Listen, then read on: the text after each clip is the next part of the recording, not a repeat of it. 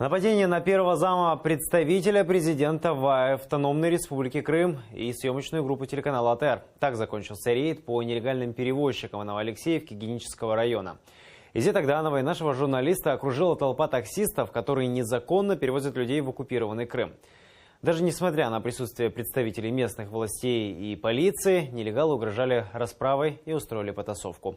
Подробности далее в сюжете. Ссора, толкотня и угрозы. Это толпа разгневанных мужчин, нелегальные перевозчики. Именно они, без законных оснований, перевозят людей в оккупированной России Крым. А что так базаришь? А ты меня не успокаивай, ты. Убери Частные грузовые перевозки, частные пассажирские перевозки. Занимаются крышеванием. Вали люди. Снимают пидорасов. Гони всех, ты. Это любительское видео, на котором нелегальные таксисты угрожают расправой первому заместителю представителя президента в Крыму Изету Гданову и бросаются на полицейских, обнародовал в соцсети Рустем Ниметулаев.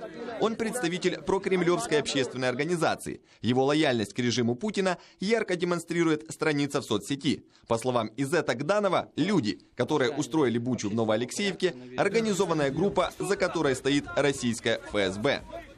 Часть из них посещает временно оккупированный Крым, получает инструктаж от ФСБ и ведет антигосударственную деятельность на территории материковой части Украины. Свидетельство тому онлайн-трансляция на страницах партии так званой Крым-Берлиги тех событий, которые проходили в Новоалексеевке, своя интерпретация так званая, переворачивают и преподносят так, как им нужно. Опять-таки, все это контролирует ФСБ. Чувствуя ФСБшное прикрытие и понимая свою безнаказанность за бесчинство, мужчины от угроз переходят к силе. Нападают на журналиста. А что так базаришь? А ты меня не успокаивай, ты. Убери забери, я тебя не забил. Что ты пришел? Да, вот ты больной. Когда к ним выходят представители местной администрации, даже не дают им слова сказать. Где он берет на зарплату деньги? Где Воробьев взял?